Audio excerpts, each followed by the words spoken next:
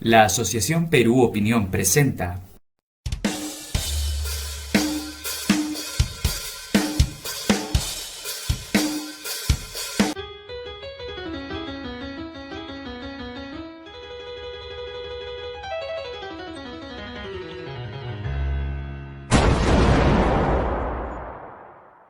Perú Opinión, Julio Caballero.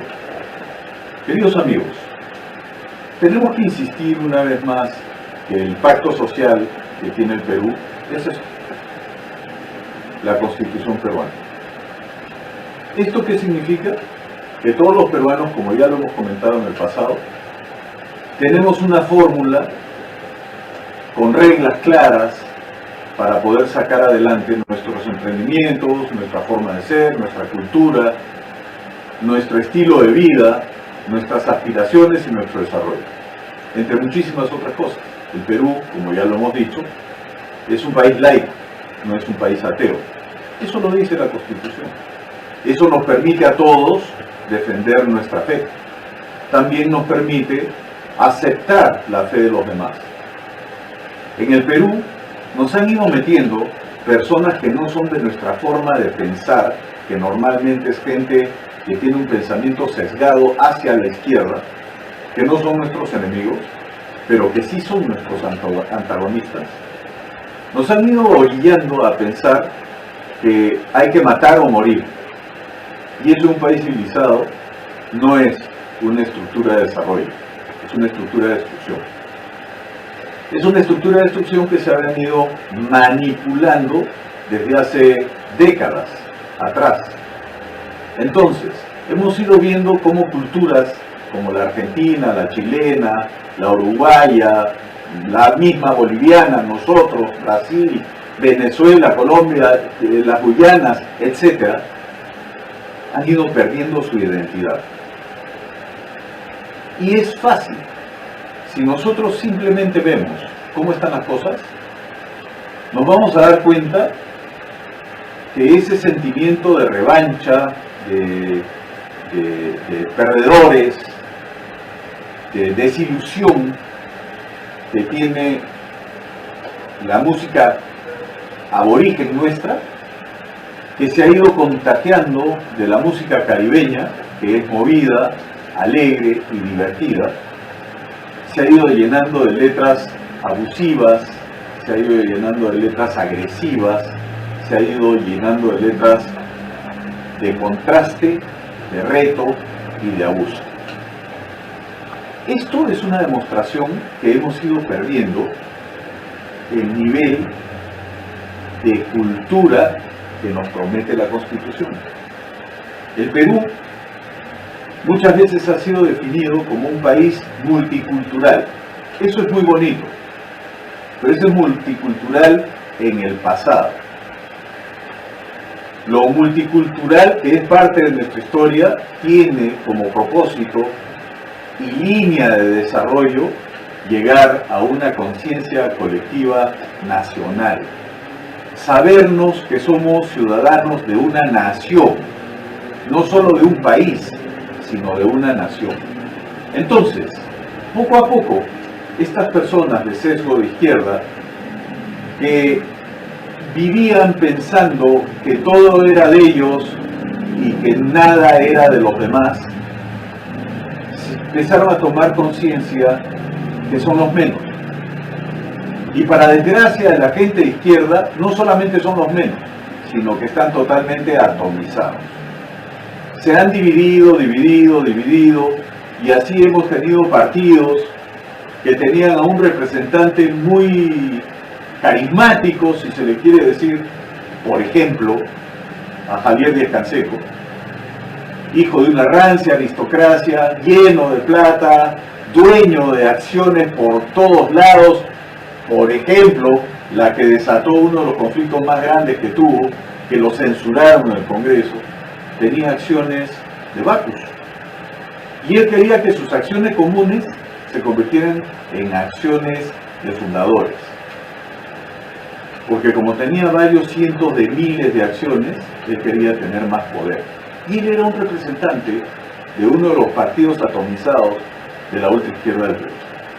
El Partido Comunista Peruano, conocido por muchos de nosotros como Partido Comunista Peruano Sendero Luminoso, es otra de esas facciones atomizadas de la izquierda, pero de las más radicales, de las que decidieron no esperar, de las que aceptaron que el poder nace del fusil y desangraron al Perú.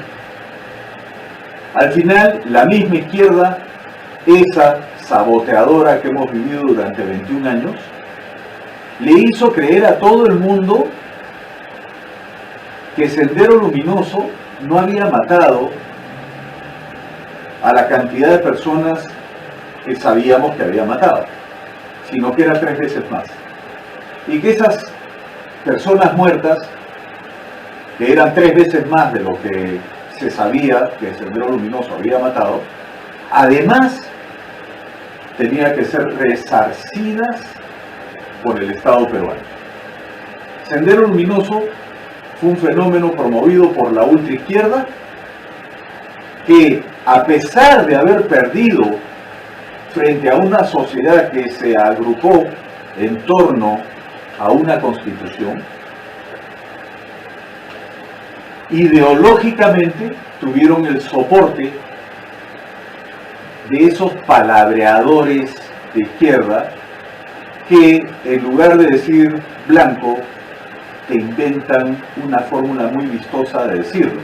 Por ejemplo, un color que perdió matices y que ha dejado de tener ningún otro brillo que no sea el del tono único sin color. Te han explicado blanco, pero te lo han dicho con 80 palabras. Tú quieres entretenerte, entra a cualquier entrevista de YouTube de cualquier dirigente de izquierda.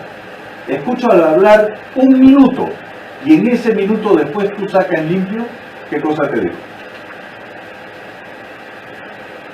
Veremos pues, queridos amigos, peruanos libres, que la izquierda ha aprendido a manipular muy bien el idioma. Y el idioma trasciende en una narrativa que hace que la gente de bien, la gente humilde, la gente de buena entraña, les crea. ¿Quién en el Perú no va a querer que todos vivan mejor? Habría que estar loco para que alguien diga, yo no quiero que alguien viva mejor. Todos queremos que alguien viva mejor, pero la izquierda quiere que alguien viva mejor a expensas de otro. La izquierda quiere que el Estado asuma esa responsabilidad por completo. La izquierda quiere que hoy día nadie hable de izquierda y de derecha. La izquierda quiere que todos estemos en el mismo saco. Pero son los dirigentes de izquierda los que quieren ser los que dirijan la gestión del Estado. Me rectifico, el Estado, porque la izquierda no tiene gestión. Lo que tiene es narrativa, no tiene gestión. La izquierda describe la realidad como a la izquierda mejor le parece. No tiene importancia si tiene contacto con la realidad o no. Hace que la gente de bien crea que lo que se le ha dicho es la realidad. Y normalmente esta interpretación no tiene contacto con la realidad, no la tiene. Ese es el problema que estamos viviendo hoy. El gobierno que tiene la persona que con fraude o no llegó al Palacio del Gobierno, no le está dando soporte al desarrollo empresarial, no le está dando soporte al desarrollo del emprendedor, no está considerando qué es lo que tiene que hacer una empresa o una persona para el desarrollo comercial de algún producto. No le está prestando atención a eso. No está teniendo en consideración la necesidad de la gente. Y se están escondiendo detrás de la urgencia de la pandemia. Pandemia que les ha metido un severo cabe a todas estas organizaciones que nos han estructurado un protocolo. Un protocolo que ha sido un fracaso desde hace 2 años en que lo implantaron, hasta el día de hoy. La propia pandemia ha evolucionado de tal manera que hoy día es difícil que un ciudadano contagiado con el COVID-19 llegue a una unidad de cuidados intensivos, y si llegara es difícil que muriera.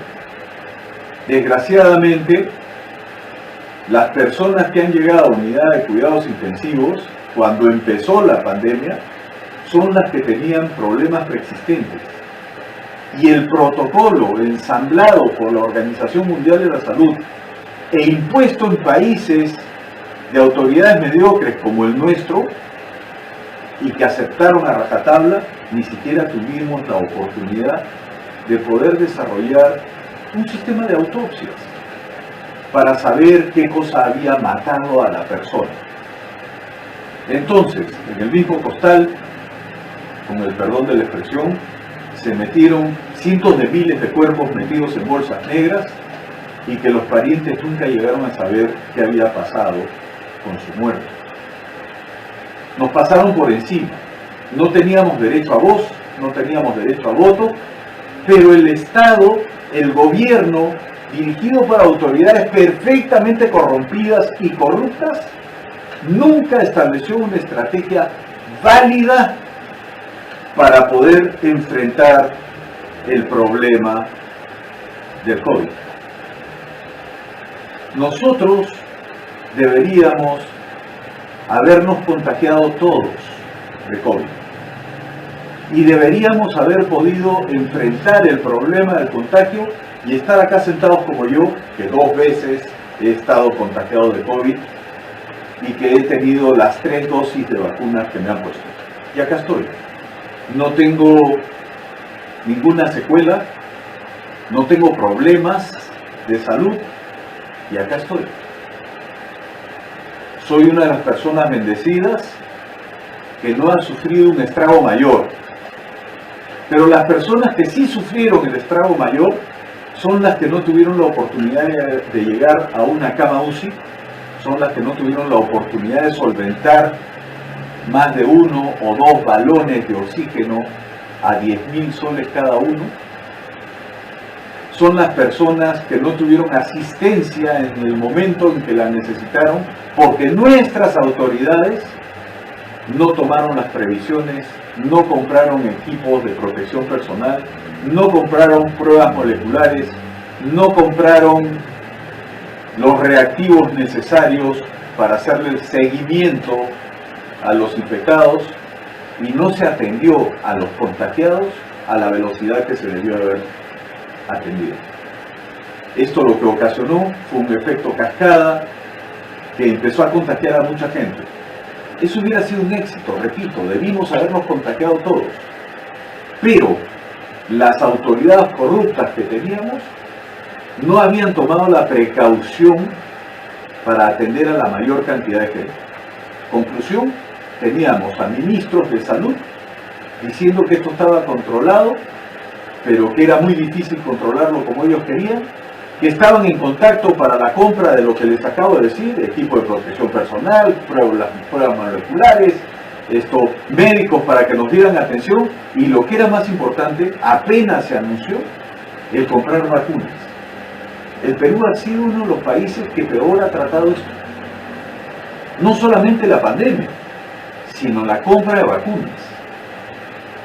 Todo el año que el señor Vizcarra atendió el problema, con los ministros de salud que tuvo, lo único que ha demostrado es que fue una persona no confiable. Se le murieron 140.000 personas, y él le echó la culpa a la pandemia. Teníamos hospitales cerrados, colegios cerrados, niños que en 2 años, al salir de su colegio para enfrentar la vida como posibles técnicos o profesionales, están mal formados. Estoy hablando de la educación pública, no estoy hablando de la educación privada. La educación privada reaccionó rápidamente y evolucionó rápidamente. Entonces la diferencia entre una y otra educación se está haciendo mucho más notoria hoy día, que lo que pasaba hace 10 años, o 15, o 20. El problema educativo en el Perú empezó a ser controlado, pero mientras siguiera vivo el SUTEP, iba a ser un problema mal controlado. Se han dado cuenta el nivel de educación que tiene nuestra principal autoridad el día de hoy. Se han dado cuenta de cómo no puede explicar lo que trata de explicar ni aún leyéndolo. Entonces, volviendo a nuestro punto principal, el problema coyuntural que estamos teniendo hoy día en el Perú es que nuestras autoridades no han sido preparadas para ser autoridades. Confesión de nuestra primera autoridad. Nadie lo preparó. Y a su vez toda la gente que le ha invitado a integrarse al gobierno tampoco ha sido preparada. Lo estamos viendo en cada informe que vemos los domingos en la televisión privada. Tanto a favor como en contra del régimen, porque no hay mucho que rescatar. El día de hoy, Lima ha sido declarado en emergencia y el día de hoy, usted, yo, cualquiera, puede ser detenido en la calle bajo presunción de cualquier cosa. Y no sabemos si volveremos a nuestra casa, porque podemos ser acusados de cualquier cosa. Se están preparando las fórmulas que este personaje que tenemos de presidente de la República tiene ensambladas en la cabeza para que aquello que se dijo al principio, nos van a expropiar nuestros departamentos, nos van a quitar nuestros carros, vamos a perder nuestro trabajo, vamos a tener una educación totalmente comunista, va a haber solo un politburó.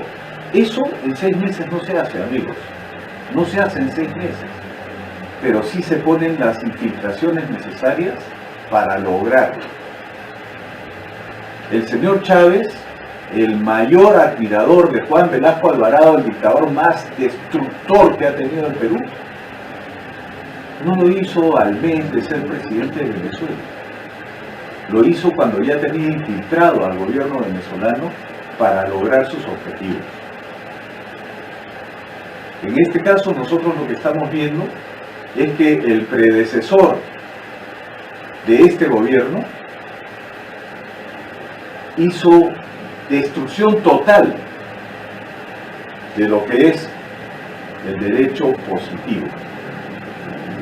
Nosotros podemos afirmar que mientras no nos demuestren que somos culpables de algo, seguimos siendo inocentes. Con la destrucción del derecho positivo no hay ningún inocente, todos somos culpables.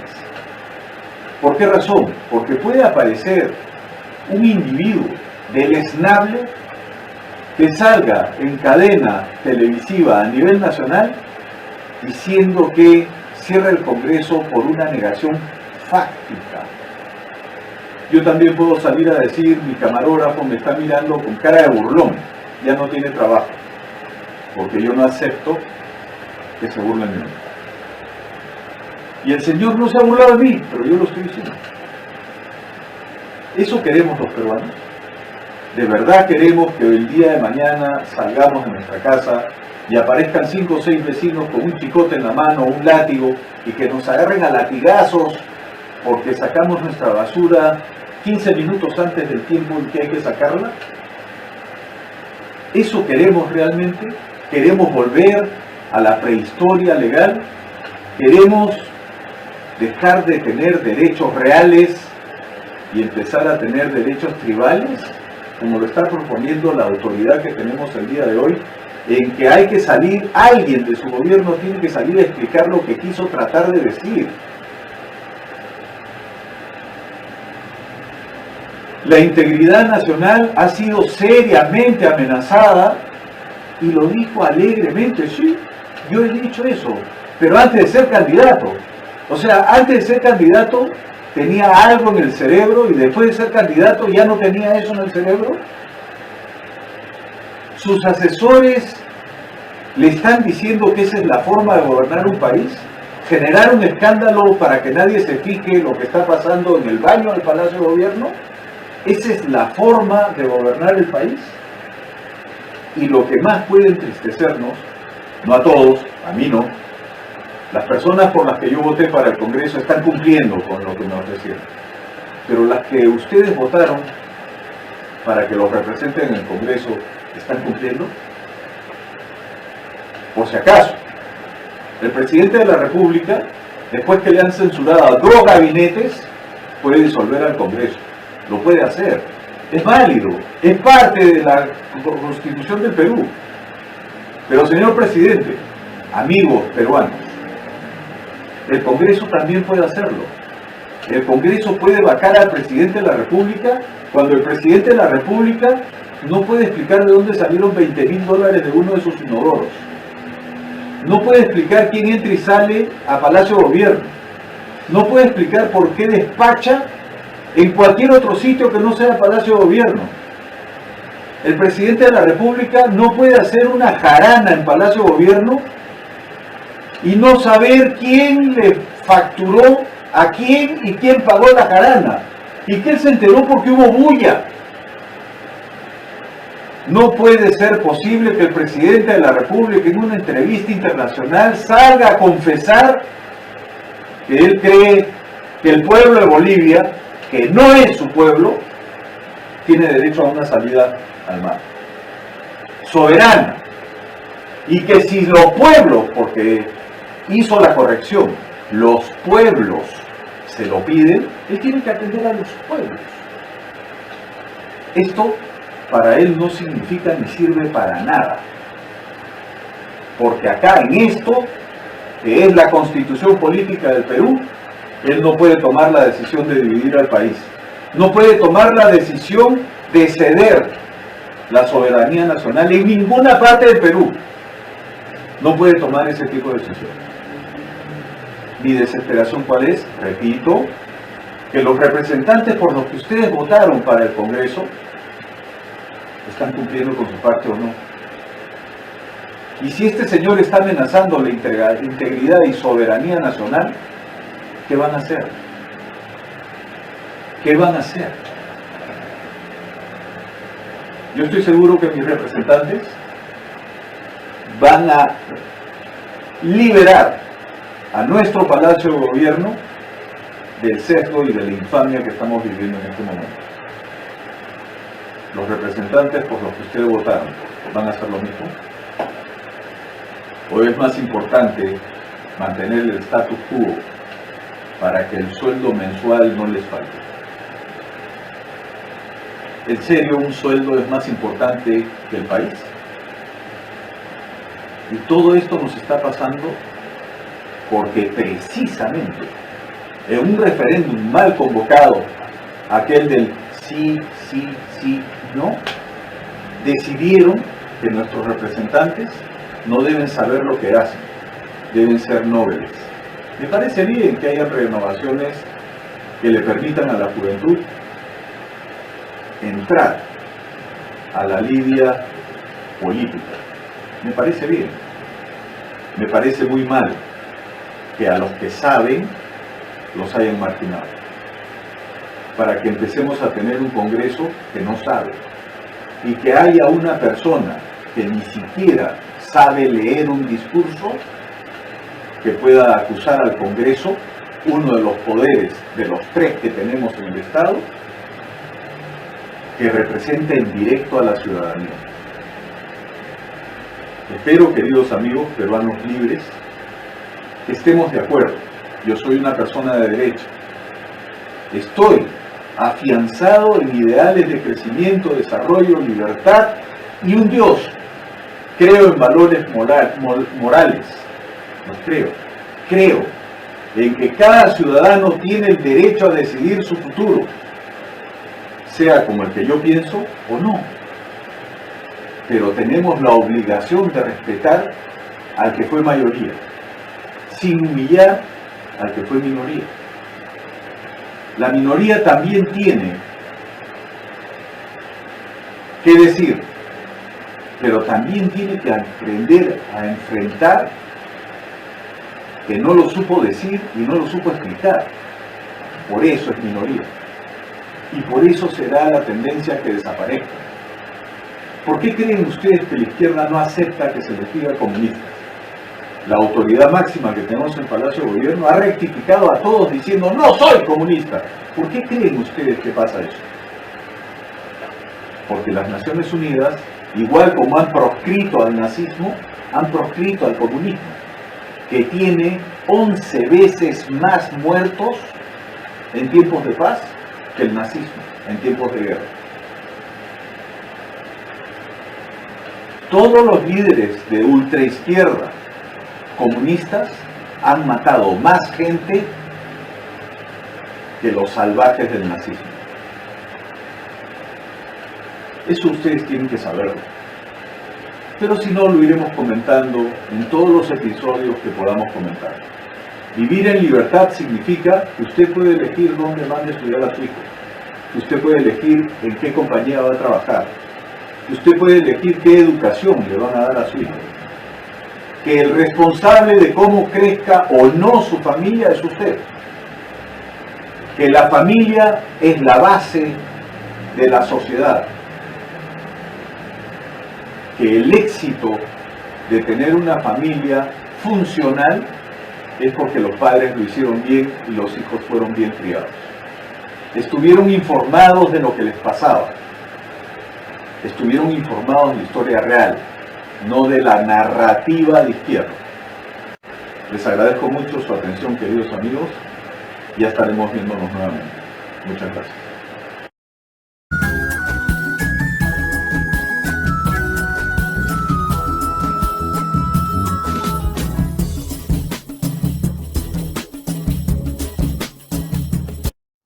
En la parte occidental de Sudamérica se alza la cordillera de los Andes, un área geográfica en donde se han desarrollado una gran cantidad de civilizaciones a lo largo de la historia, las mismas que se sustentaron en la ganadería y la agricultura, destacando el cultivo de la papa, que según algunos investigadores como Hawkes, fue domesticada en el altiplano andino cerca del lago Titicaca.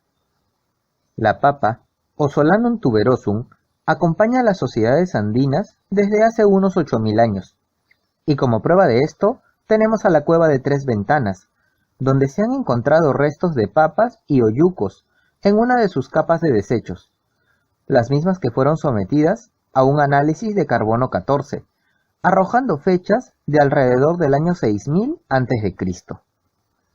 La domesticación de la papa pudo haber sido un proceso equivalente a la domesticación de los camélidos como la alpaca, ya que su transformación de una planta silvestre a un cultígeno se puede ligar directamente a las condiciones de su consumo por los recolectores de las punas. Con el paso de los siglos, su cultivo se extendió por todas las culturas de los Andes y fue una de las principales fuentes de alimentos para las sociedades andinas. Y ya en el siglo XVI, al inicio de la colonia, comenzó a ser trasladada a Europa por los conquistadores españoles, quienes la consideraban una curiosidad botánica y no una planta alimenticia. Pero con el tiempo, su consumo y aprovechamiento se fue extendiendo, siendo en la actualidad uno de los cultivos más importantes en todo el mundo, llegando a tener diversos usos, tanto en la alimentación como en la industria y en la investigación científica.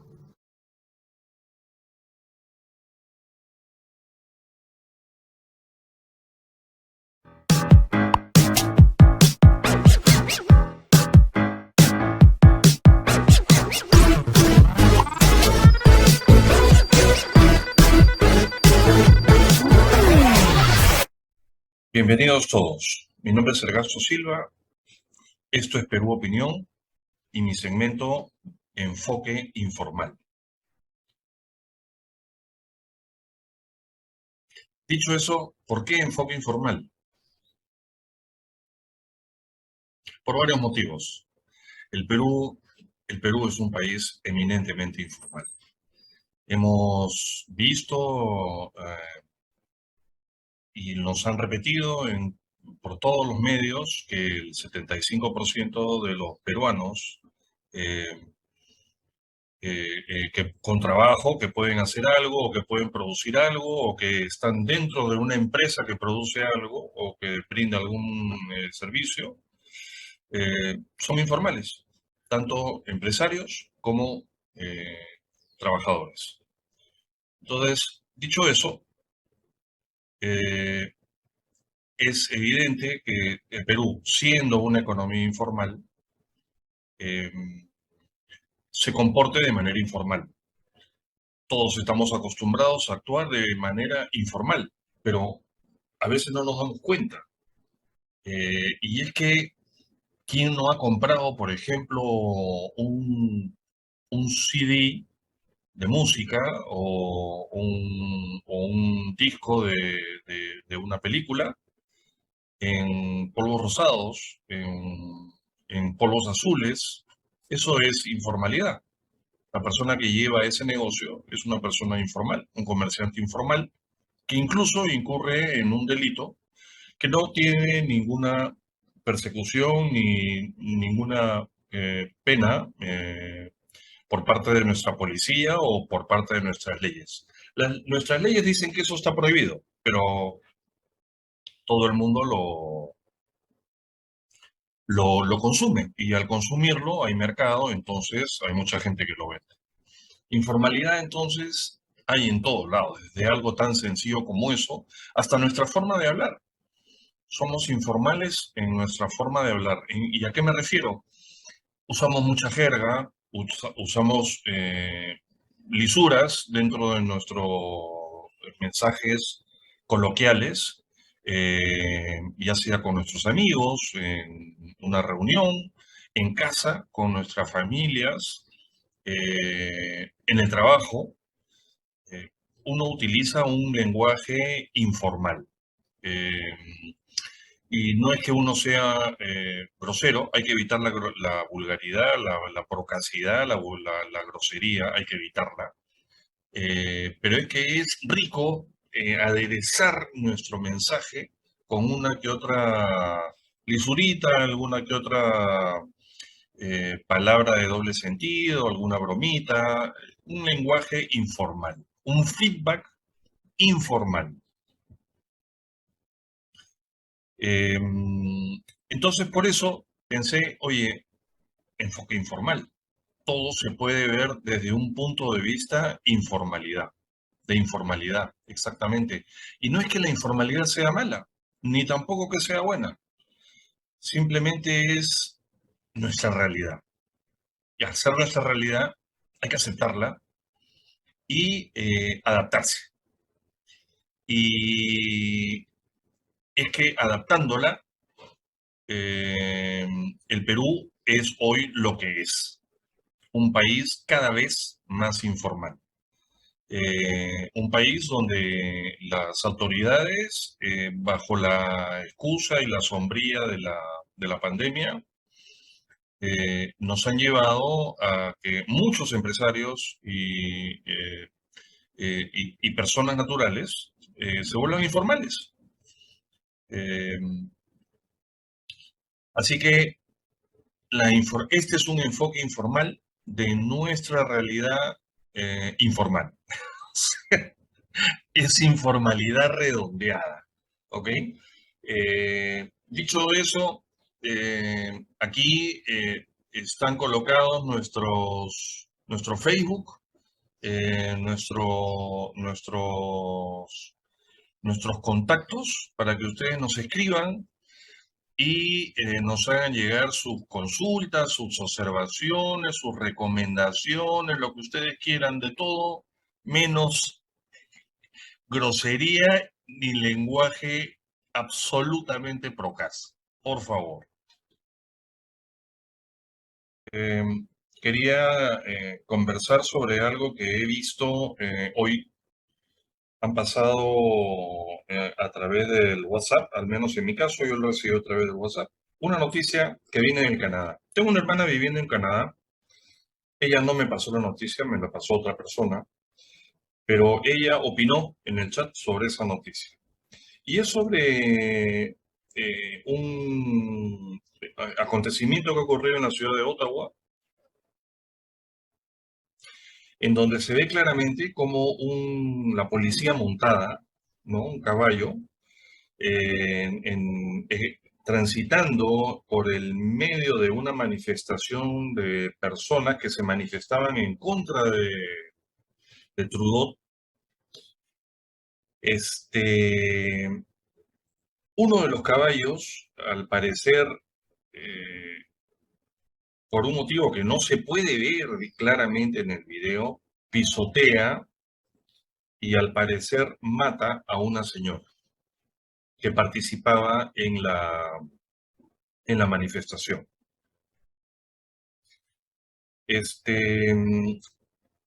El primer comentario que recibí sobre esto es, oye, ¿qué pasa en Canadá, no? Un país del primer mundo y estas cosas no deberían pasar. La policía debería ser pues una policía bien preparada, la policía montada es la policía tradicional canadiense, y deben ser muy buenos jinetes, deben ser muy buenos controlando sus caballos.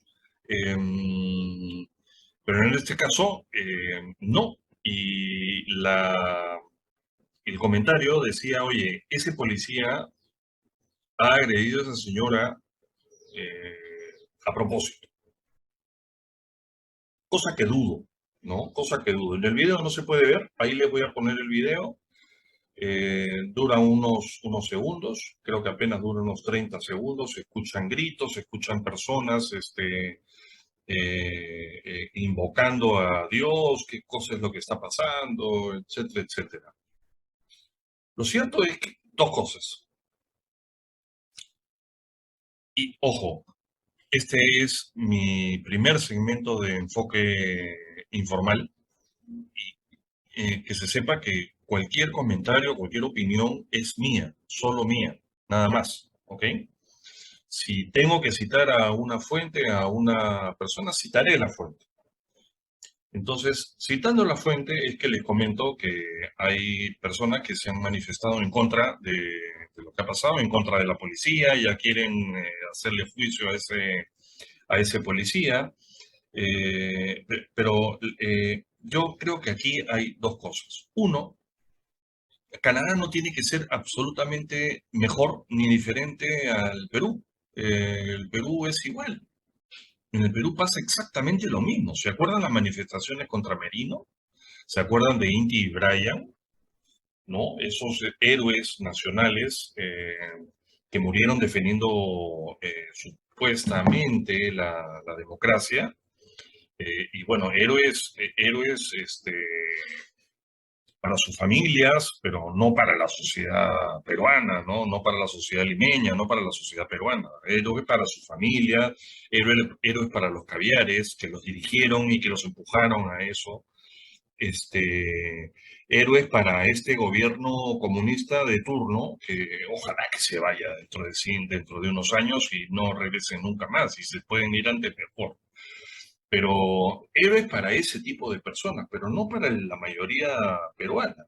Lo mismo ocurre en Canadá, y este caso en Ottawa. Para el periodismo canadiense es muy fácil utilizar esta nota para despotricar contra el gobierno, así como hacen nuestros periodistas. Y bueno, lo han desprestigiado, poniendo, como digo, una parte de lo que realmente ocurrió. O sea, contexto, quizás sería importante para evaluar qué ha pasado antes y después de ese suceso lamentable, ¿no? Es lamentable que una persona haya tenido que morir pisoteada por este caballo o de cualquier forma. Puede haber sido una bala perdida, puede haber sido un proyectil, alguien lanzó algo, le cae en la cabeza y mata a alguien. Esas cosas son lamentables. Y son lamentables en las manifestaciones que realizan las personas en la calle, ¿no? Lo cierto es que las personas que ustedes están viendo en el video no son personas pacíficas. Son personas tal como pasó en Estados Unidos después que murió Floyd. Son gente que está saqueando, masacrando, destrozando la ciudad. usan a sus hijos como escudos protectores, ¿no? La policía no puede tirarles una bomba lacrimógena porque inmediatamente ponen a todos los muchachos menores al frente y se escudan, utilizan a los chicos como escudo. eh, y tengo entendido que la policía, antes de meterse al grupo de manifestantes, solicitó que se retiraran, como hace la policía en cualquier parte, me imagino. Al menos acá, creo que sí lo hace. Yo he participado en manifestaciones en contra del gobierno actual y la policía no interviene a la mala. O sea, una vez que las cosas se desbocan, sí, lanzan gas lacrimógeno y comienzan los problemas, ¿no? Y uno comienza a sufrirlo. Por eso no he vuelto a regresar a una manifestación. Pero igual es en Canadá, cosa que me ha sorprendido. Dentro de los manifestantes se encontraron gente armada. Así es que, igual que Perú, sí, parecido a Perú, con las salvedades del país de primer mundo, país de Perú, país tercermundista todavía, y ahora con este gobierno más tercermundista que nunca. Pero sí, esas cosas pasan y es lamentable.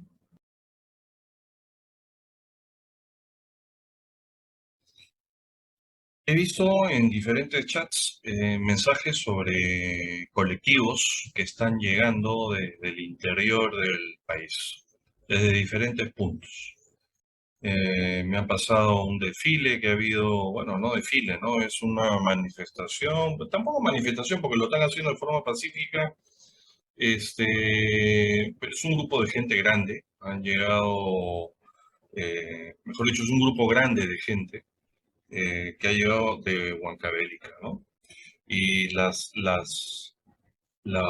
vivas y los mensajes a gritos es si va a caer y va a caer, este Congreso va a caer. Castillo, Castillo, escucha, esta es tu lucha y algo de esto es tu gente o algo por el estilo. Definitivamente son gente movilizada el- el Partido Perú Libre y posiblemente por el propio gobierno. El día de hoy he visto unas columnas publicadas por Mariela Balbi que se llama Totalitarismo a la vista, en donde explica muy bien todo esto y qué cosa es lo que está pasando. Y definitivamente lo que se viene es este primer movimiento que ha hecho el primer ministro Torres, de coordinar todo este tema, porque, claro, no sé si puedo acusarlo a él de haber coordinado este tema, pero gente afín a él, a su partido, a sus creencias, son los que están haciendo esto, ¿no? Es evidente también que existe una asesoría cubano-chavista. eh, Hay equipos de personas provenientes de Cuba, de Venezuela, que llegaron en todos estos meses de gobierno que han transcurrido y desde antes también, desde Sagasti, llegaron médicos cubanos. Por ahí, de repente, no todos eran médicos, eh, para ir armando todo esto, ¿no? Entonces, el plan y lo que creo que se viene es algo terrible. La pregunta es, ¿qué está haciendo nuestro Congreso? Y es que nunca he visto un Congreso tan frío, tan pecho frío como este, poniendo paños tibios a todo, eh, eh, preocupados más en no perder su chamba que en actuar realmente como deben actuar, ¿no? La vacancia del presidente debió darse eh, hace semanas. No entiendo el tema de los 80 y tantos votos, pero también se han podido reunir y bajar esto a como era antes en un principio, los 66 votos o 67 votos, la mayoría simple, ¿no? Que entiendo la quitó, la cuestionó y la quitó un representante de Acción Popular, creo que fue nada más y nada menos que Alba Orlandini. ¿Le suena el apellido? Bueno, la actual presidenta del Congreso, apellida Alba. Alba Orlandini en algún momento, en el año 80, cuando salió, en los años 80, cuando salió la Constitución, o perdón, en los años 90, cuando salió la Constitución del 93, Alba Orlandini dijo que no, él no creía que un presidente, dada su investidura, su importancia dentro del país, tenga que ser vacado igual como se vacaría cualquier otra persona con 66 o 67 votos, mayoría simple del Congreso, mitad más uno. Eso es algo que los congresistas han debido resolver ya. Han pasado 6 meses, estamos en el séptimo mes, seguimos en lo mismo. Y bueno, ahora sí se les viene el tema, porque yo no soy la policía, qué tan disponible y qué tan dispuesta estará para defender el Congreso si es que eh, si esta gente, repito, no son pocos, son muchos los que se ven en el video de la gente que ha llegado a Huancavelica, son muchos, pero si a eso le sumamos todos los revoltosos, todos los alaraquientos que hay, febriles seguidores de socialistas y comunistas, seguidores del profesor, de nuestro presidente, van a ser una turba importante de gente que yo no sé cómo terminarán si es que se plantan delante del Congreso con actitud hostil. No sé si el gobierno, el ejército estará disponible para defender al Congreso. No lo sé, sinceramente lo dudo.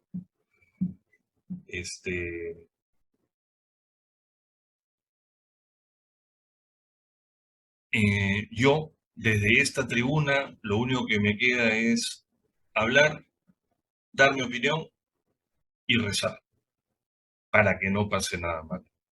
Caramba, nuestro país lo sacamos a flote en los años 90. A partir del año 2000, el país comenzó a funcionar en piloto automático porque no se hizo nada más por el país, nada más.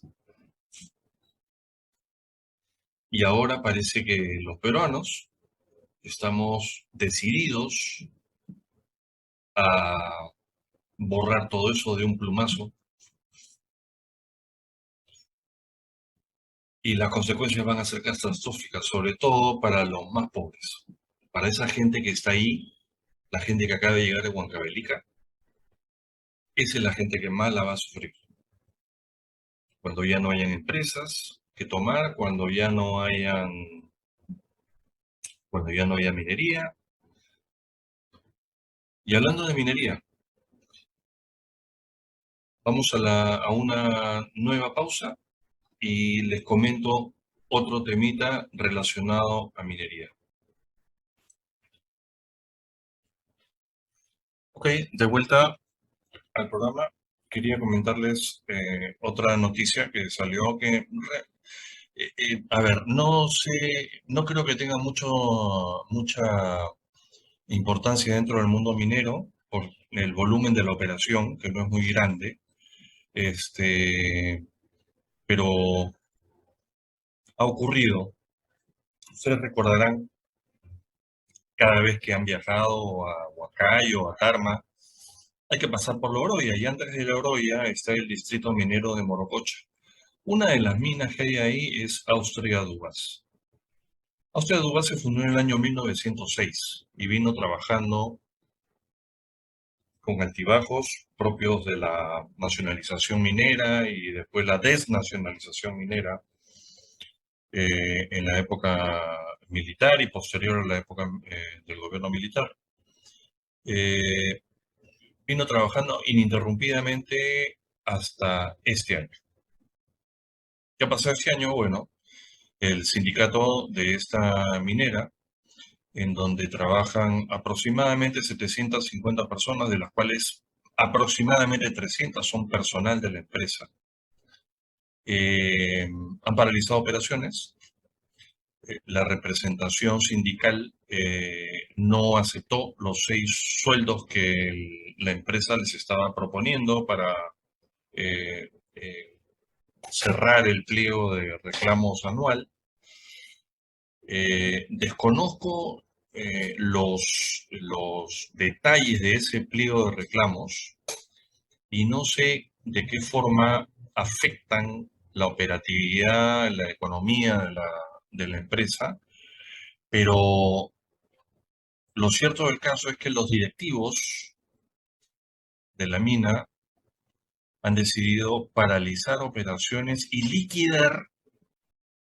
comenzar un proceso de liquidación de la empresa. Hace 4 días paralizaron operaciones. A partir del día 15 ya creo que ni siquiera podían entrar a las oficinas que tenían acá en San Isidro. Lamentable, es una empresa pequeña, pero que va a afectar a cerca de 800 familias.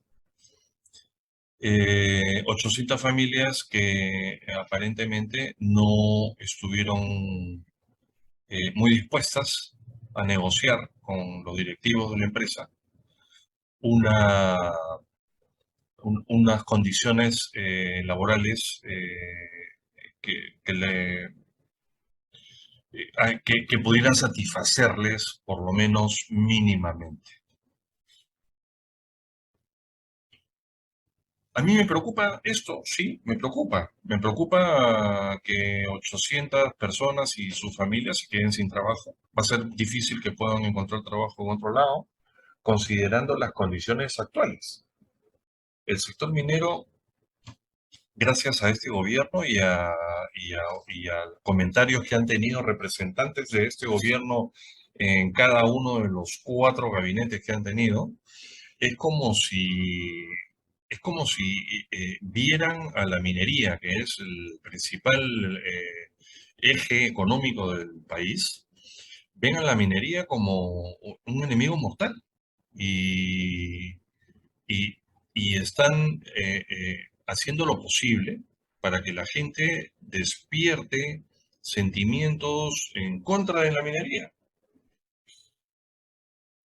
Mucho cuidado con esto, porque si lo que queremos es, si lo que quiere esta gente es caotizar el país, la mejor forma de hacerlo es bloquear las operaciones mineras en el más breve plazo, impedir que trabajen, impedir que produzcan y que traigan las divisas que necesitamos. eh, y bueno, el país se bloquearía completamente. Y en países que se bloquean, el comunismo, el socialismo, este, eh, sienta cimientos fuertes, ¿no? Porque inmediatamente la gente se acostumbra a recibir centavos para alimentarse y se acostumbra a eso.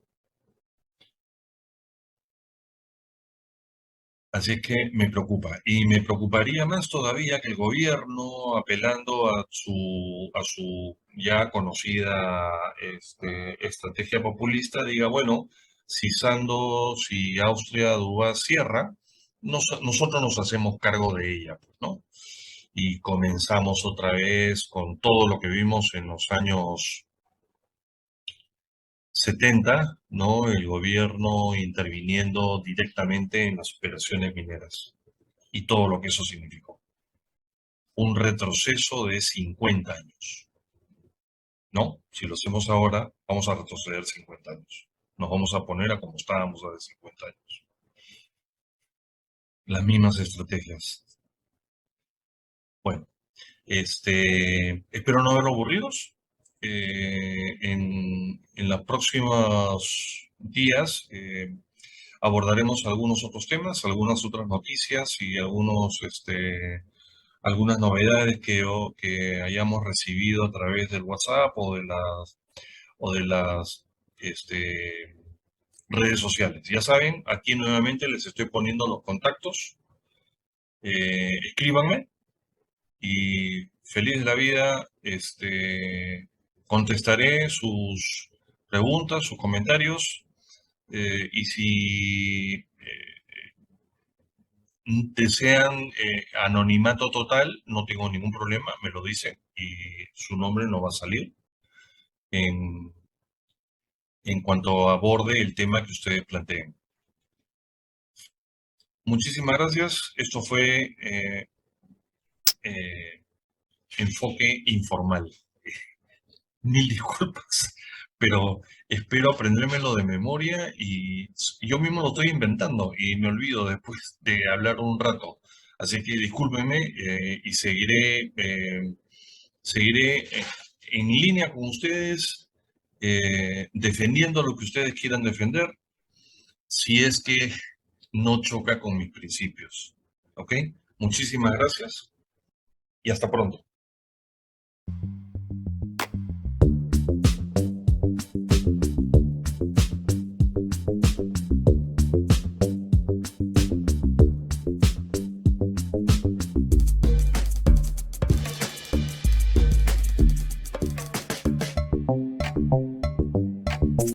Para Perú Opinión, soy Guido Bravo y estamos en el segmento Coaching y Liderazgo. Es un gusto estar nuevamente con ustedes. En esta oportunidad me han pedido que converse un poco sobre el trabajo colaborativo, el trabajo en equipo. ¿Por qué hay organizaciones que sí trabajan en equipo? ¿Por qué hay organizaciones que no trabajan en equipo? ¿Qué pasa con aquellas que sí lo hacen bien y con aquellas que no tanto? ¿Se puede cambiar?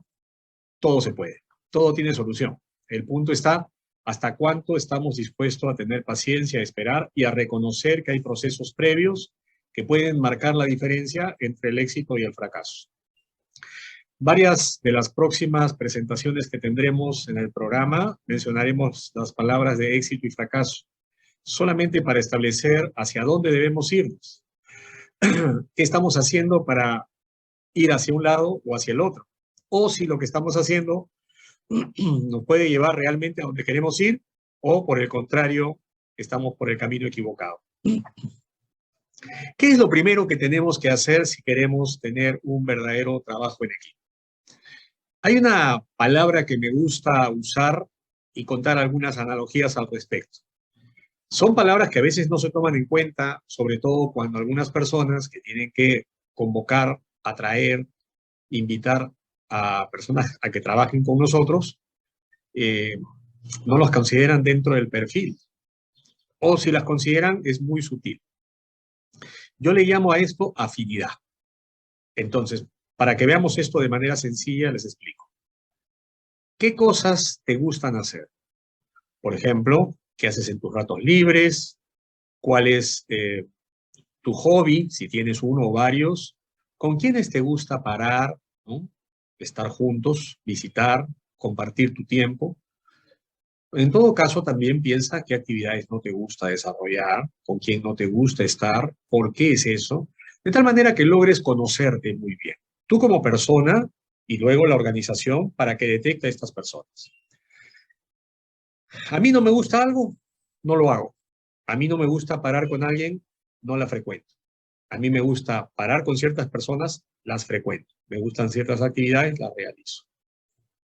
Me encanta mi trabajo de consultoría, lo sigo ofreciendo el servicio. Me encanta dictar clases, tengo más de 30 años haciéndolo. Me encanta, lo descubrí en el colegio. Esa es una historia que se las contaré en otro momento. Yo estoy siempre buscando estar con las personas que me siento cómodo y a estar haciendo las actividades. Y esto se llama afinidad. Es un término sencillo que no siempre se utiliza. Fíjate con quiénes frecuentas, con quiénes quieres verte siempre, qué quieres hacer en tus tiempos libres, y todo eso tiene que ver con afinidad. ¿Por qué lo menciono? Porque si tú quieres formar un equipo de fútbol, lo que tienes que hacer es trabajar con gente que le gusta el fútbol. Si a ti te gusta el básquet, lo propio. Tienes que trabajar con gente que le gusta el básquet. Lo que no puedes hacer es iniciar una actividad, por ejemplo, solo porque se presentó la oportunidad. Si la oportunidad te es agradable, por favor, acéptala. Pero no significa que tú estés destinado o condenado, como quieras verlo, a aceptar algunas ofertas que se presentan que no son para ti. Oye, mira, te dicen, hay una oferta de trabajo. Yo estoy necesitando trabajo, me lanzo. Entonces, esas personas terminan cayendo en el vicio de aceptar trabajos que no son de su agrado, evidentemente no la pasan bien, solamente están buscando aliviar esta etapa que están atravesando de un problema económico, por ejemplo, pero llega un momento en que van sin ganas a trabajar. Yo estoy seguro que todos ustedes han ido a algún lugar de trabajo donde te das cuenta que la persona que te atiende no quiere atenderte. Si por él o ella fueran, mejor es que no vayas, porque en el fondo su trabajo no les gusta. A eso se le llama falta de afinidad. Entonces, el primer elemento que debemos considerar es que la gente sea afín al rubro, al puesto, en sí a las tareas que va a realizar. Esto es fundamental, porque cuando tú juntas a las personas que son afines, la pasan bien. Si por el contrario juntas personas que no son afines, o que la mitad es afín y la otra mitad no, vas a tener inconvenientes. Ahora tú dirás, pero si son ingenieros y trabajan en ingeniería, o son médicos y trabajan en medicina. Bueno, les quiero hacer un comentario que otro día lo podemos ver en otro programa. Hay mucha gente que estudia carreras por imposición, o por desconocimiento, o por seguir la tradición familiar. Pero no son ellos, son el gusto de los otros, de la presión familiar, de la presión social. Por ejemplo, quiero ser maestro, no, ¿de qué vas a vivir? Quiero ser músico, no, ¿de qué vas a vivir? Entonces esas personas terminan estudiando algo que, si tienen suerte, les termina gustando. Es como antiguamente, cuando los padres elegían con qué pareja casarte, porque eso hubo una época que era así, los padres sabían quién era para ti y no dejaban que tú te casaras con quien tú quisieras. Efectivamente, después con el tiempo, algunas parejas terminaban enamorándose. Otras no, definitivamente. A lo que vamos esto, no se trata de elegir una carrera, de elegir un rubro, de postular un puesto para ver si tengo suerte de que me guste. De lo que se trata es de que te conozcas tú a nivel individual y que la organización descubra. Por eso que en las entrevistas, por ejemplo, cuando las hacemos nosotros, nos preocupamos mucho de conocer a la persona, su esencia, su naturaleza, sus hobbies, sus preferencias, qué hacen en sus ratos libres, por qué lo han hecho. A veces detectamos mentiras, porque además se sienten un poco incómodos, no saben por dónde va, ellos han venido a un puesto, ¿por qué les pregunto tanto sobre cosas personales? Es que de lo que se trata es de encontrar si hay afinidad. Y como preguntando en forma directa, las personas por conseguir el empleo son capaces de decir que sí, cuando la respuesta verdadera es que no, entonces lo que tenemos que hacer es descubrirlo de manera indirecta. Entonces buscamos un camino no tan sencillo a través del diálogo. Acá también empleamos una especie de coaching, porque el diálogo permite justamente extraer respuestas que para nosotros van a ser importantes y determinar si esa persona será o no será afín a lo que estamos buscando. Si en tu organización tú te preguntas, ¿quiénes vienen a trabajar contentos? Esas personas son afines a lo que hacen. ¿Quiénes vienen con la cara larga o no quieren venir? Esas personas no son afines. Por ejemplo, hay síntomas, ¿no? Esos que solamente esperan el viernes para irse. Esos que no podrían ir a una reunión sábado de oficina o ir a trabajar porque es su tiempo libre. No estoy queriendo dar a entender que hay que ser esclavo, por si acaso. Definitivamente no. No, uno debe ir a trabajar, cumplir el horario y todo lo demás. Eso debe quedar clarísimo. Pero quiero establecer básicamente acá el tema de afinidad.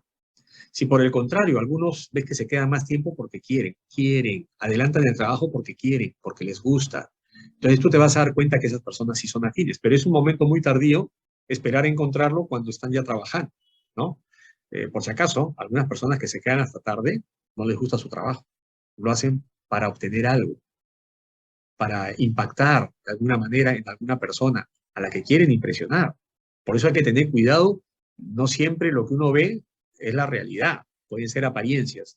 De esto hay mucho para hablar también. Pero si nosotros realmente buscamos gente afín, pierdan cuidado que les va a ir bien, como primer paso. Pueden avanzar más rápido, pueden avanzar más lento. No es la única razón, pero es el primer paso, gente afín. Evidentemente, no descarto que estudien al candidato, a cada candidato, en cuanto a sus estudios, trayectoria, experiencia. Eso definitivamente se hace, o sea que por ahí no voy. Yo estoy hablando de cosas que son a veces dejadas de lado y que son importantes considerar. La afinidad es la primera. ¿Ya están afines? Entonces lo que tengo que hacer ahora es integrarlos. Para que trabajen en equipo, tengo que buscar que se conozcan. Porque cuando las personas se conocen, yo les pongo un ejemplo. Cada uno de ustedes piense cuántos regalos tiene que hacer cada Navidad. Piensa. Y ahora enumera en tu mente las personas que van a recibir ese regalo de tu parte. Piensa, 1, 2, 3, mi hija, mi sobrina, mi prima, mi tía, mi mamá, mi abuelita, todo vas pensando. Y date cuenta, ¿qué haces tú para comprarle un regalo? ¿Qué haces tú para comprarle un regalo? Te voy a contar. Algunas personas dicen, tengo que hacer 12 regalos. Yo voy y compro una docena de medias y así quedo bien con todos. O pantalones o zapatos, lo que tú quieras, una docena, todos por igual. Evidentemente esa persona no está considerando mucho a cada uno de los 12. Está queriendo salir de un tema, ¿no? Cumplir con los regalos. O sea, así rápido ya, salgo del tema. Otras personas, más bien, van a comenzar a decir, a Pepito le compro esto, a María le compro esto, a Jorge. ¿Por qué dicen eso? Porque los conoce. Eso es lo que pretendemos con la integración, que se conozcan. Claro, otros dicen, no sé qué regalarle a Pepito. Entonces van a llamar a Pepito o a la hermana de Pepito y le van a preguntar, oye, ¿qué le falta a Pepito? Ya, eso es posible, ¿no? Pero por lo menos está con el interés de conocer qué cosa quiere Pepito. Y eso es lo que hay que hacer en las organizaciones. Entonces, la integración lo que busca es que se compenetre, que se conozca, porque conociéndose no es para regalar en Navidad la presentación, es porque yo ya sé qué cualidades, qué debilidades, qué aspectos de mejora tiene cada uno de los integrantes del equipo. Y sobre la base de eso, vamos a poder trabajar mejor el equipo que queremos llevar a cabo.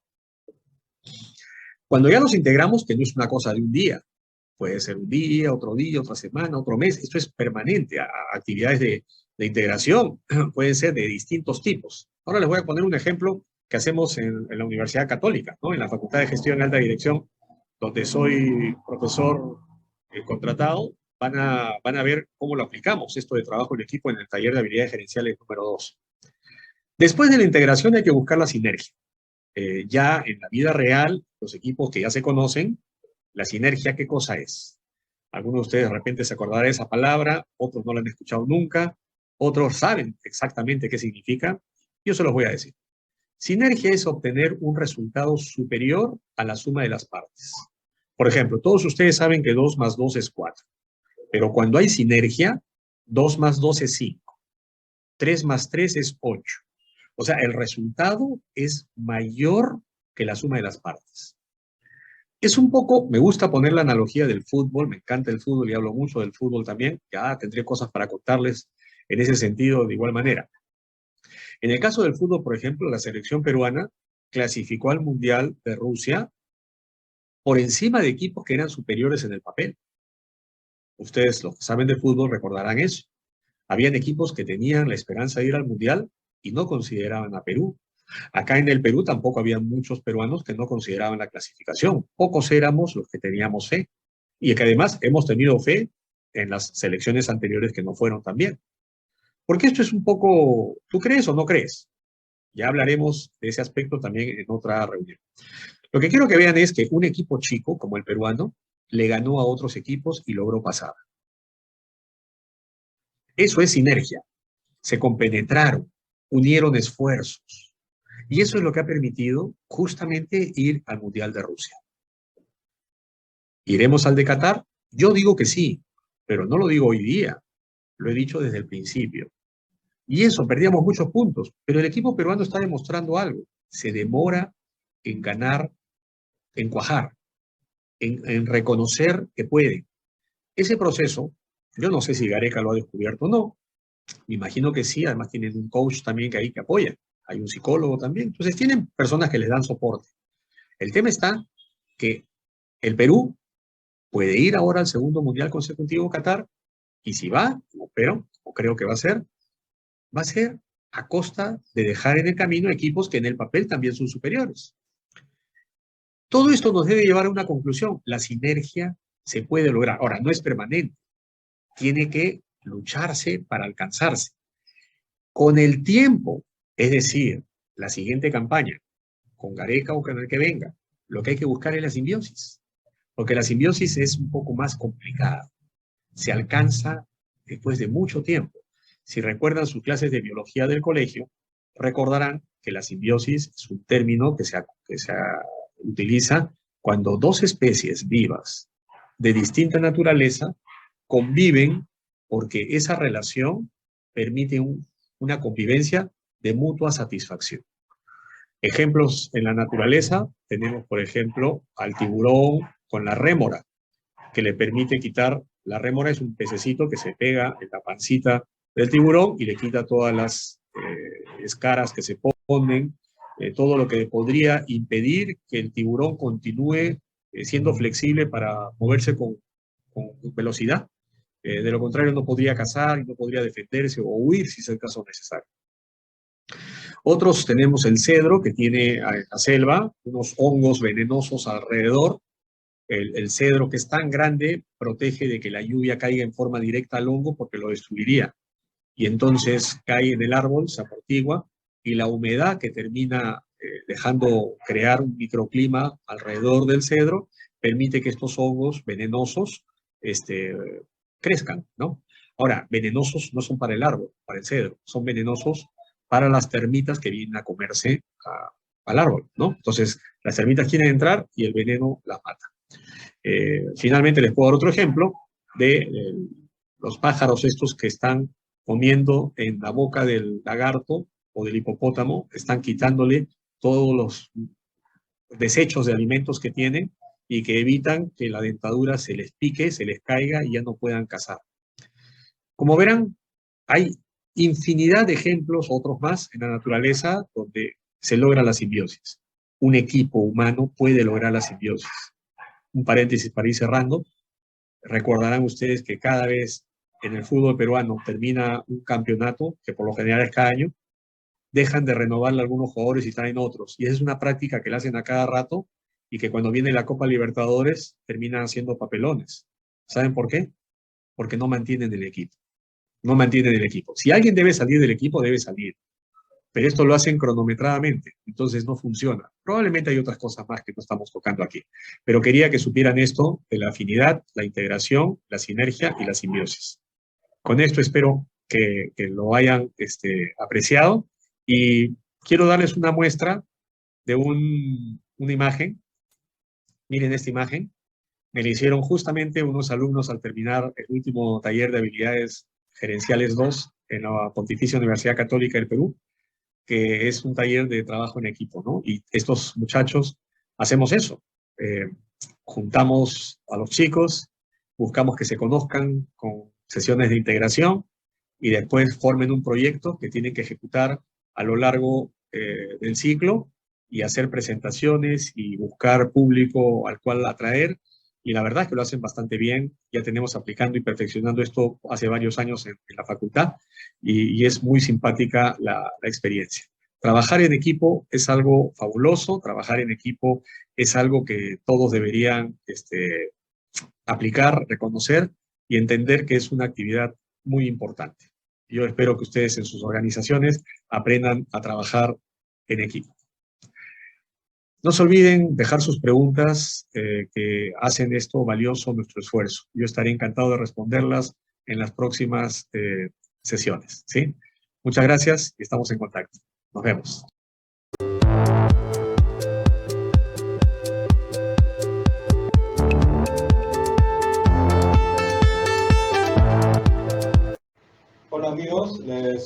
Carlos Bermejo. Este es el espacio dedicado a todo el tema de tecnología y gobierno. Hoy día vamos a hablar en términos generales sobre la inteligencia artificial. Como expliqué en mi programa anterior, todo el tema tecnológico realmente ha avanzado, vamos a decir, de forma muy dinámica, pero todo lo que es el desarrollo tecnológico normalmente nace en la industria. Vamos a decir, un fabricante realiza, vamos a decir, una investigación propia, desarrolla un producto y ese producto pues le da unos términos, saca unos parámetros y los coloca en el mercado, lo empieza a mercadear. En algún momento, vamos a decir, otros fabricantes buscan ponerse de acuerdo por temas de interoperabilidad, crean estándares y de esa forma se va desarrollando normalmente lo que es la industria de la información y comunicación. Pero ¿qué sucede? Con la inteligencia artificial sucede algo sui generis que es bastante diferente. ¿En qué consiste? Es, como en algún momento se decía un chiste de qué significaba IBM. IBM decía, I've been misled. Yo he sido engañado o he sido llevado al error.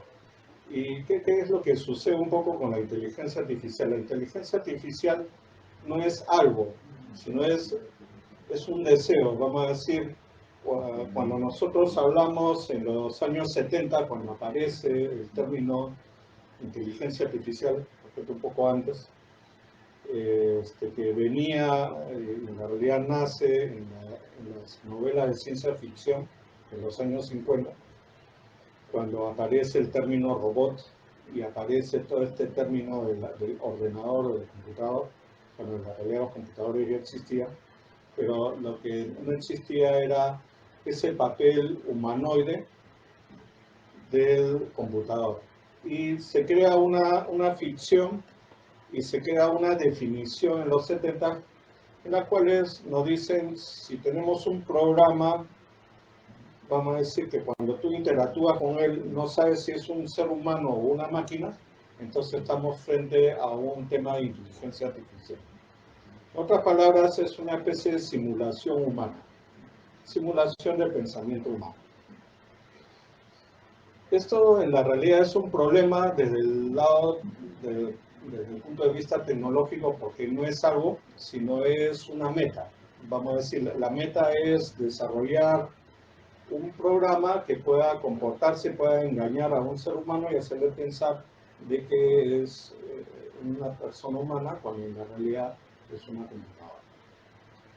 Entonces de ahí surgieron los test de Turing, que trataban de evaluar efectivamente qué tan humano, entre comillas, era un programa.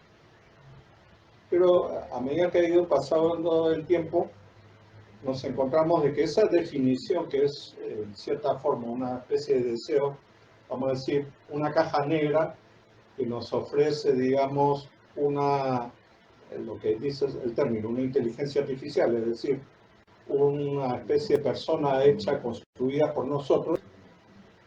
En el tiempo, lo que sucede es que aparecen una serie de técnicas diferentes para tratar de hacer realidad esta cosa que nosotros llamamos inteligencia artificial. Cuando empiezan a aparecer estas técnicas son muy diferentes y muy diversas. Vamos a decir, son más de 10 técnicas totalmente diferentes, una no tiene nada que ver con la otra, pero sin embargo todas tienen el mismo paraguas de nombre que se llama inteligencia artificial. Entonces esto hace que el tema se complique un poco. Más aún, el término inteligencia artificial en el tiempo también ha ido variando su definición. Entonces, esa primera definición de los 70 se convierte en otra definición, más o menos en los años 90, en los cuales se define la inteligencia artificial como el desarrollo, vamos a decir, de un esquema lógico, vamos a decir, un esquema de reglas que permiten resolver, digamos, los problemas que se les presentan.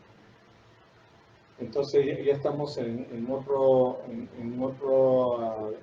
otra definición, vamos a decir, es una máquina que desarrolla, entre comillas, un pensamiento lógico. Entonces una máquina o un programa que desarrolla un razonamiento lógico es ya otra definición, y eso implica también otras herramientas que son diferentes, otras técnicas, y que tienen, vamos a decir, diferentes devenires. Vamos a decir, unos son grandes éxitos y otros son grandes fracasos. Otras son buenas para unas cosas y otras son buenas para otras cosas, pero no es exactamente lo que nos están vendiendo. Sigue siendo un espejismo, porque el término inteligencia artificial, como es su origen, es una especie de meta y no es una técnica concreta. ¿Y ahora qué sucede? Que ha pasado más el tiempo y se ha dado otra vuelta más al tema de la inteligencia artificial, y ahora se le denomina a todo el programa que es capaz de crear sus propias reglas, entre comillas, que es capaz de aprender. Entonces, digamos que este tema de las definiciones va cambiando diametralmente en el tiempo, y seguimos bajo una caja negra en la cual hay como 10 técnicas diferentes que tienen ese mismo paraguas que se llama inteligencia artificial. Pero ¿qué sucede? Junto con este avance, evidentemente hay un avance tecnológico. Y ese avance tecnológico lleva a una ciencia paralela que sí tiene más base, que es la ciencia de los datos. Entonces la ciencia de los datos lo que hace es, pues, primero organizar, estructurar la información, hacerla asequible, hacerla, vamos a decir, que sea fácil almacenar información, entregar información. Pero a medida que ha pasado el tiempo, se ha ido desarrollando, digamos, técnicas estadísticas más sofisticadas que utilizan, digamos, bastante información de múltiples variables, que nos permite, entre comillas, crear una especie de modelo matemático de cuál es la realidad de una empresa o de una organización o de algo que nosotros quisiéramos estudiar. Entonces, esta técnica de datos se conoció, evolucionó y tomó el nombre de inteligencia de negocios, vamos a decir Business Intelligence. Ese Business Intelligence, que también está dentro de ese paraguas de inteligencia artificial, pues un poco como que pretende darle orden al tema de inteligencia artificial dentro de algo que se llama la ciencia de los datos. Entonces, cuando nos vamos a la ciencia de los datos, ya empezamos a ver una serie de técnicas que están dentro del paraguas de lo que es inteligencia artificial, pero que empiezan a aparecer en esta nueva rama, que es la ciencia de los datos, como por ejemplo el Machine Learning y el Deep Learning. En el caso del Machine Learning, lo que se hace es,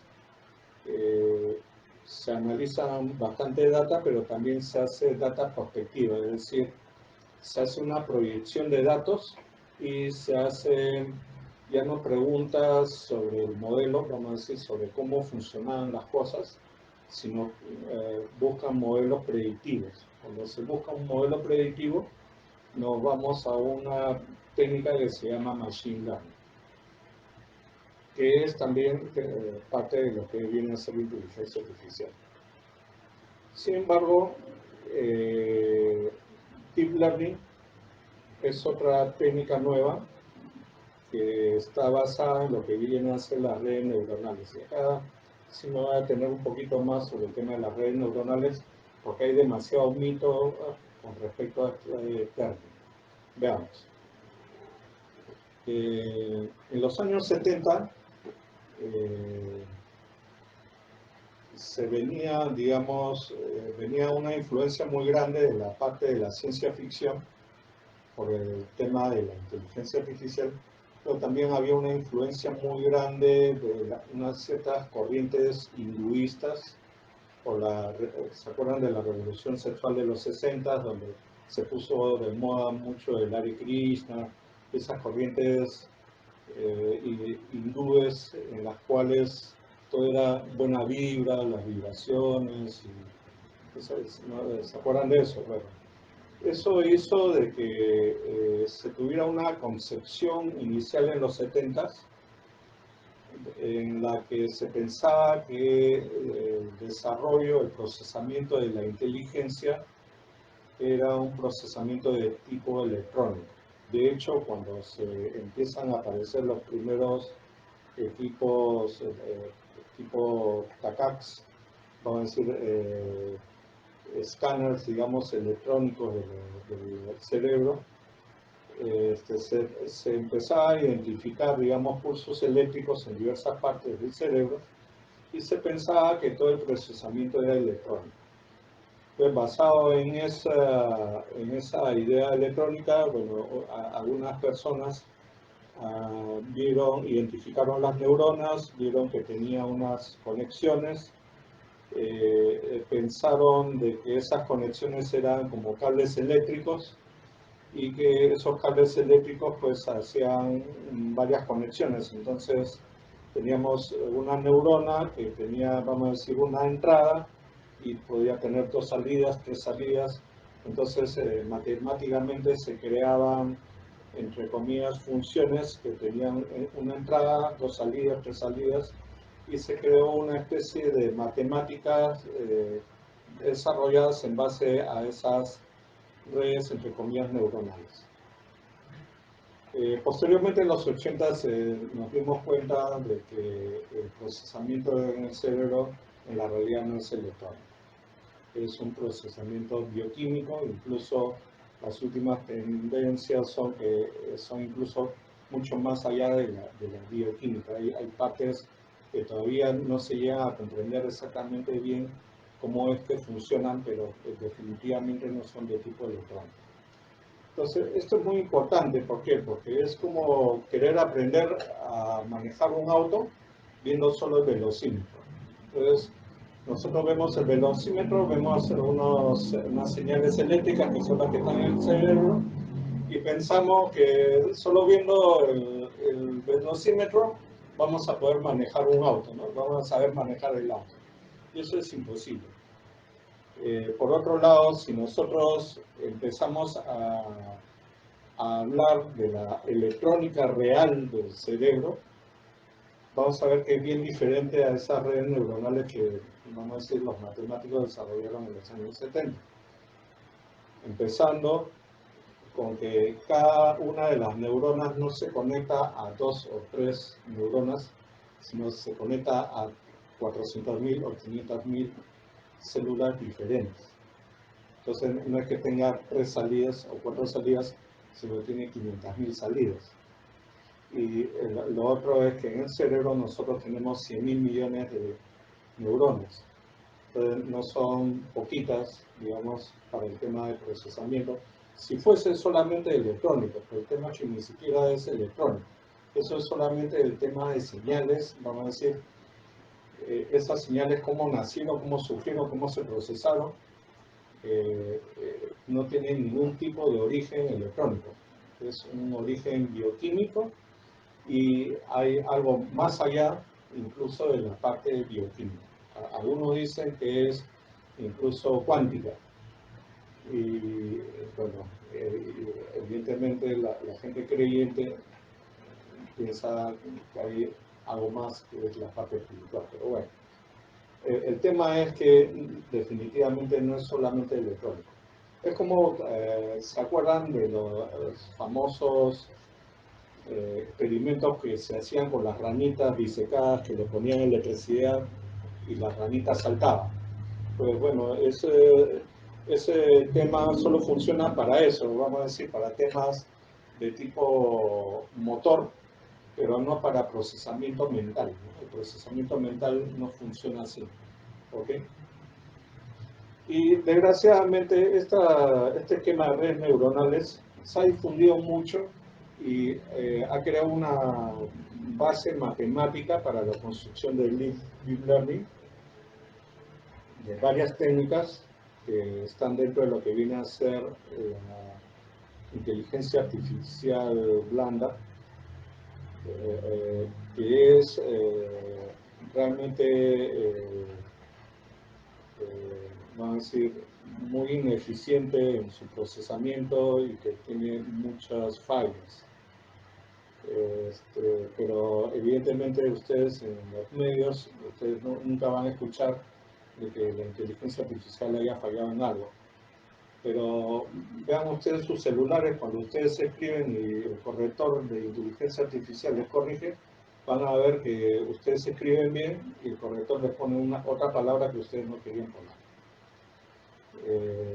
Hay millones de casos en los que la inteligencia artificial de este tipo, la que es basada en redes neuronales, tiene fallas garrafales, pero ustedes no lo van a escuchar porque hay un nivel de oscurantismo, desgraciadamente, en las redes, y hay una promoción de todo esto en forma de ciencia ficción que es casi imparable, ¿no? Entonces, bueno, resumiendo, tenemos una inteligencia artificial que se conoce como inteligencia artificial blanda, que es la que está basada en datos, que se basa en el tema matemático, tanto para crear modelos y tratar de predecir cosas en el futuro, como el caso del Machine Learning. Y también existe otro tipo de inteligencia artificial, que es la inteligencia artificial fuerte, que usa este tema de las redes neuronales, como es el caso de Deep Learning, y que, digamos, solamente tiene aplicación práctica, digamos, en cosas muy limitadas, como por ejemplo el tema de identificación visual de objetos, identificación de ciertas cosas y la creación de algunos sistemas expertos, bastante limitados y con, vamos a decir, con un porcentaje de falla también bastante apreciable, ¿okay? Finalmente, el tema de la ciencia de los datos es solamente un segmento muy pequeño, vamos a decir, tener un campo de acción muy pequeño, soluciones, vamos a decir, de poco alcance, no se usa para todo, solamente para algunas cosas. En algunas cosas es útil, es bastante útil, pero no resuelven, digamos, problemas de mayor complejidad o de campos más amplios. Por eso es que su uso tampoco se emplea, digamos, para todo. Su uso es muy limitado y muy específico. Otro de los detalles, bueno, el tema de la inteligencia artificial, al igual que todo lo que es tecnología de información y comunicaciones, es solamente un medio, una herramienta. Lo importante es cómo yo la uso, cómo yo la aplico y cómo le saco provecho. ¿Okay?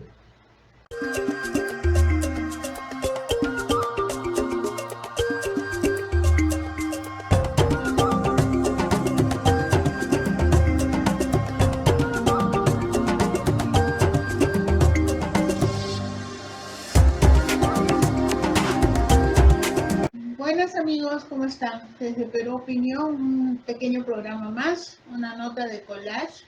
Mi nombre es Cecilia Mavila. Esta semana vamos a conversar básicamente de lo que estamos viviendo, de nuestro día a día y cómo lo venimos apreciando.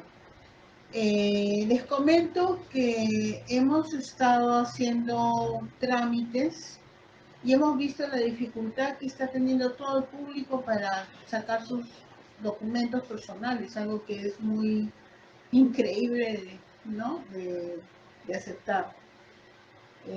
Como comentario personal podríamos decir que nos la están haciendo difícil, que hay demasiada improvisación.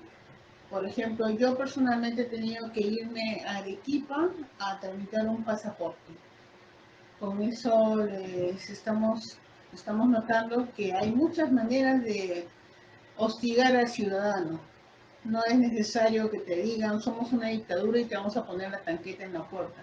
Simplemente con el simple hecho de que te dificulten hacer un trámite tan básico como sacar tu DNI, obtener un pasaporte, ya te están hostigando. Y yo creo que es momento de que todos nos demos cuenta y empecemos a hacerlo notar. Eh, Como nota en particular también, hay demasiada afluencia de ciudadanos venezolanos, encontramos en Arequipa.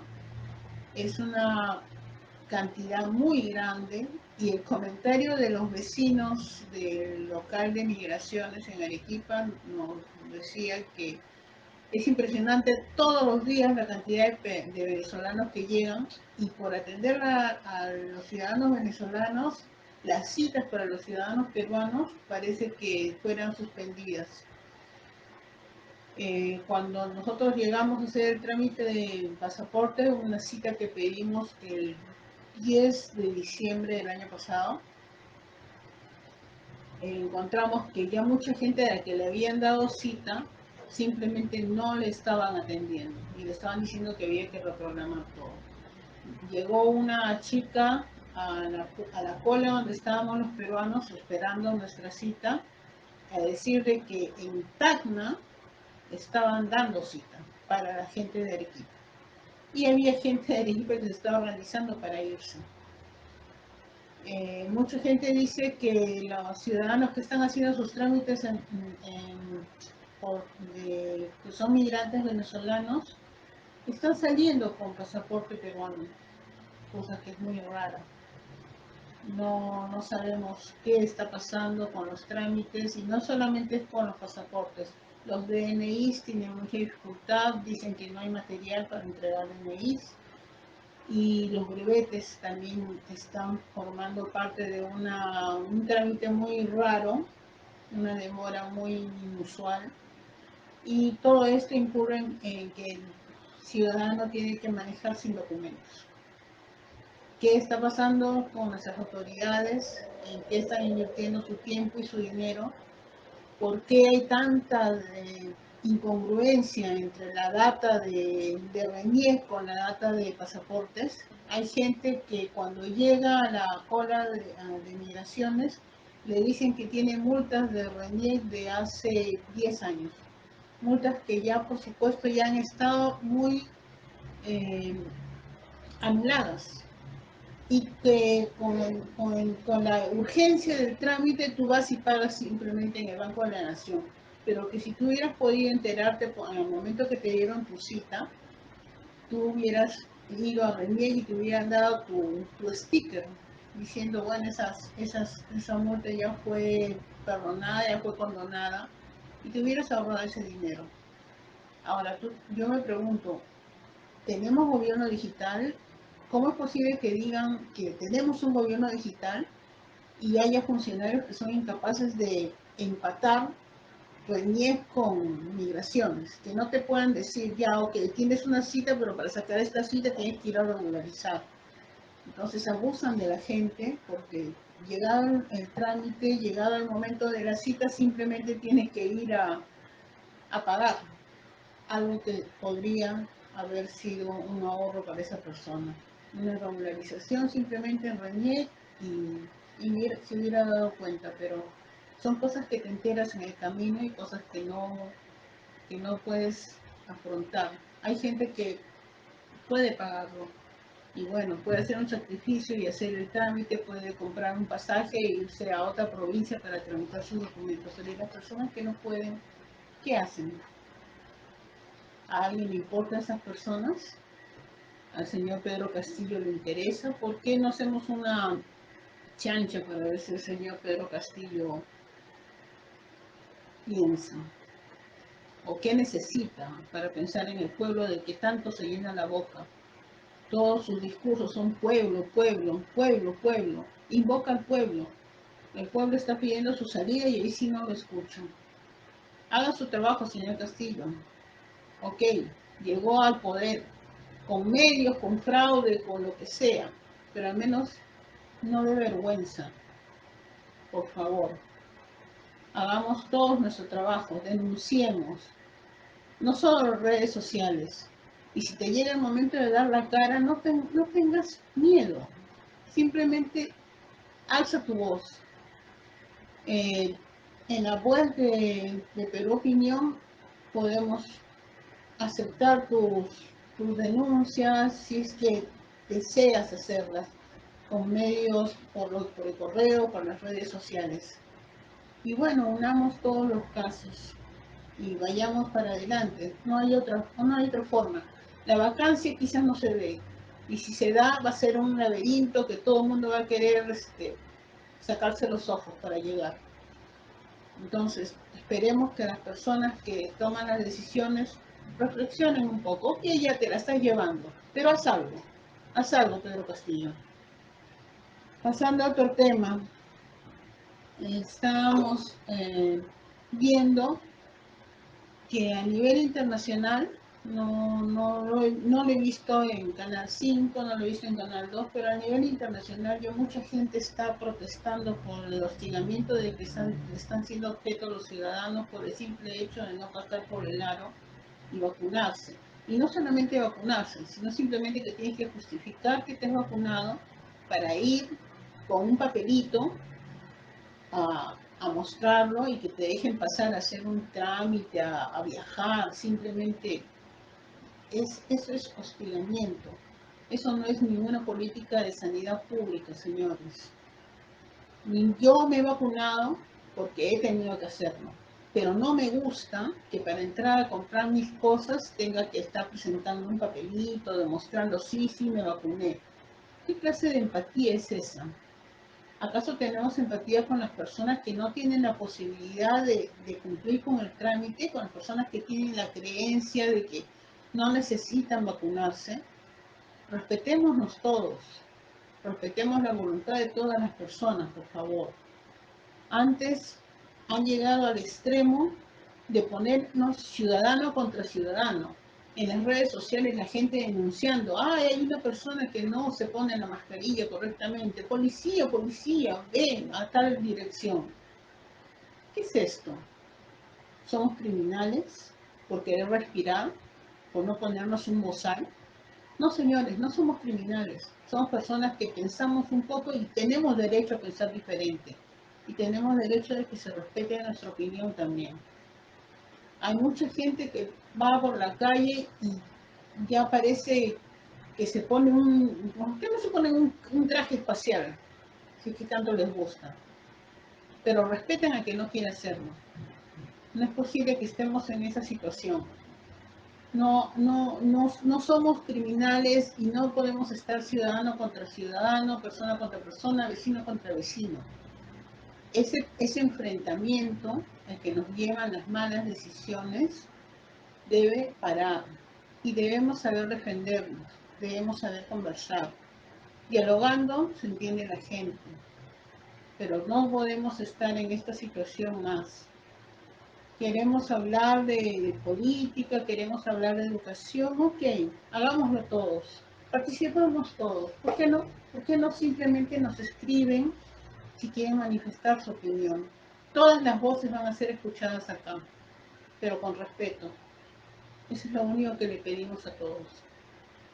Si quieres decirnos algo, si quieres denunciar algo, te esperamos. Queremos puntos de vista. Acá no vamos a discriminar vacunados de no vacunados. Y otra situación que se está dando, las personas que no están vacunadas, que tienen todo el derecho de hacerlo, a veces en redes sociales se ponen en un plan de que también ellos se sienten por encima. O sea, estamos creando categorías de personas. Ese es el extremo al que estamos llegando. Vamos a ver vacunados contra nuestra voluntad, vacunados porque les gusta, no vacunados y que se sienten superiores. A ese extremo estamos llegando.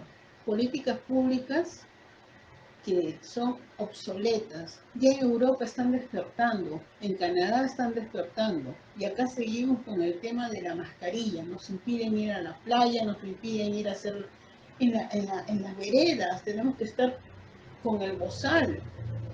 ¿Dónde se ha visto? Eso no funciona. Hemos sido el país que más restricciones ha tenido. Hemos sido el país que ha sufrido una cuarentena prácticamente de 2 años. Y hemos sido el país con récord de muertos por millón. Y eso lo ha hecho el señor Vizcarra, que sale a dar una entrevista en CNN. ¿Dónde está tu criterio? ¿Dónde está tu sentido de crítica? ¿Lo tienen? Hay muchos que no lo tienen. Hay tanta gente necesitada de una voz que no se da cuenta cuando un periodista está haciendo simplemente su trabajo por encargo y apenas dice una cosa en contra de algún funcionario, lo hace caer, lo hace trastabillar en una entrevista, ya creen que es un ídolo. Déjame, si quieres un ídolo, sé tú tu propio ídolo. Habla tú, comenta tú, alza tu voz. Pero no estés idolatrando a cualquiera que tiene un lapsus y hace una entrevista decente, por favor. Ya viste, la misma persona que hizo caer a Castillo, luego estaba levantando a Vizcarra. ¿En qué quedamos? ¿Tú crees que eso es congruente? ¿Tú crees que eso es consecuente? No lo es. Lo mínimo que deberían haber hecho es informarse de las cosas que ha hecho este señor y por qué tuvo que salir. Ahora, hablando de Vizcarra, que tanto habla de educación, de salud pública, ¿dónde están los hospitales que prometió? ¿Acaso le preguntaron eso? Hay muchas preguntas que se quedaron en el tintero para el señor del CNN, que no voy a decir su nombre porque la verdad da mucho que pensar. Profesionalismo es lo que falta en muchas profesiones, especialmente en periodismo. Por eso acá menos mal no tenemos periodistas.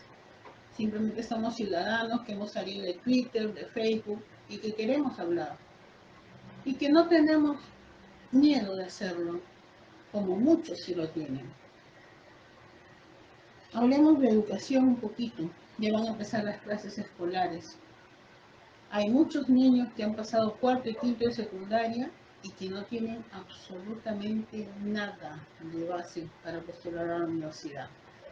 Eso no le importaba a nadie, no le importó al señor Vizcarra, ni a su ministro de Educación, ni a su ministro de Salud.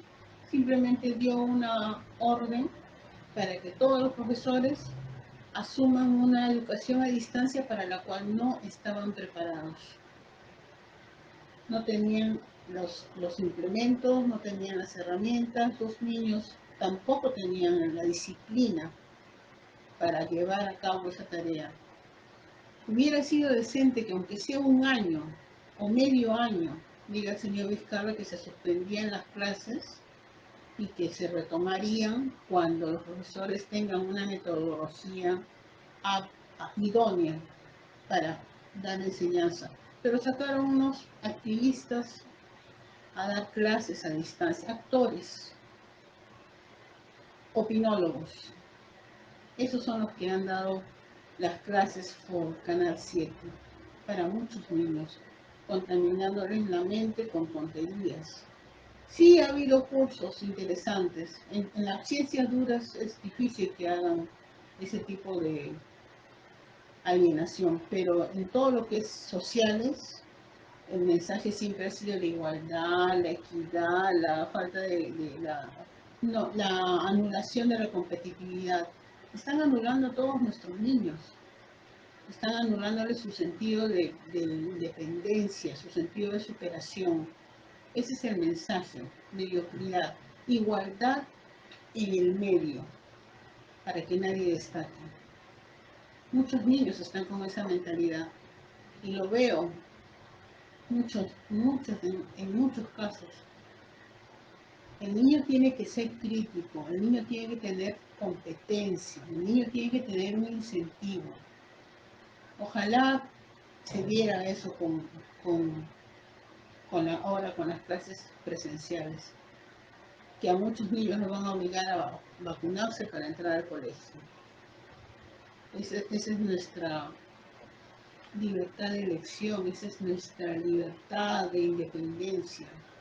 Hostigado, obligado a cumplir con una vacunación que no es vacunación, se llama experimento fase 3. Ni siquiera es un programa de vacunación. En los contratos que los gobiernos suscriben con los laboratorios, en ningún lado dice vacunación, en ninguno. Y son contratos privados. No tenemos derecho a enterarnos, no tenemos derecho a denunciar, no tenemos derecho a opinar. Nos han vendido como conejillos de indias. Toma, ahí tienes un país, haz tu experimento. Ensayo clínico fase 3. Esa es la terminología que utilizan. Métetelo en la cabeza. No es una campaña de vacunación. Otra cosa que me he enterado es que mucho personal de salud no se está vacunando y que esos carnets falsos que están dando salen de personal de salud que es la que los tramita. Entonces, algo está pasando, algo nos están ocultando los médicos, esos médicos a los que aplaudí hasta las 8 de la noche, algo están ocultando. El colegio médico tiene mucha responsabilidad en esto. El colegio médico fue el primero que salió a decir que las marchas en noviembre no contagiaban. ¿O no lo recuerdas? ¿Tienes memoria? Ponte a pensar un poquito en eso. Tenemos que tener memoria, porque si no lo decimos nosotros, porque si no lo recordamos nosotros, vamos a terminar muy mal. Y este precio no lo van a pagar nuestros hijos. Nuestros hijos ya están domesticados, ya están amansados, ya. Nuestros nietos van a ser los que lo paguen. Y no van a tener un padre que los defienda. Vamos a tener que salir nosotros, no sé cómo, pedir vida, que nos dé mucha vida para poder defender a nuestros nietos. Nuestros hijos nos van a decir, papá, sé empático. Papá, ponte tu mascarilla para que no contagies a mi abuelita. Eso es lo que nos están diciendo nuestros hijos. Entonces, pongámonos las pilas, ¿no? Incursiona en redes sociales. No hay límite de edad. Métete a todas las redes sociales que puedas. Infórmate. Y participa. Un comentario final aparte, o penúltimo comentario, ha pasado el 5 de febrero, que creo que era una fecha que pasó algo muy nefasto en nuestra historia. Y no he visto ningún comentario en Twitter, ningún comentario en los noticieros. Te comento lo del 5 de febrero porque yo personalmente recuerdo a una persona que fue víctima de ese acto de nuestras gloriosas Fuerzas Armadas. El señor Peinado trabajaba para mi abuelo y era un joven como de 30 años en esa época. Cuando hubo la huelga de policías, le dijeron al señor Peinado, un amigo, oye, vámonos, están saqueando, vamos a robarnos un par de camisas. Le pareció gracioso, le pareció entretenido y fueron a una tienda que se llamaba Tía, que quedaba en la avenida Aviación. Entraron, vieron que toda la gente estaba sacándose las cosas, ellos entraron y empezaron a palomillar. Cuando en eso las puertas se cerraron y entraron por las puertas pequeñas porque eran unas puertas de metal. Entraron las Fuerzas Armadas y metieron metralla a todas las personas que habían dentro de la tienda.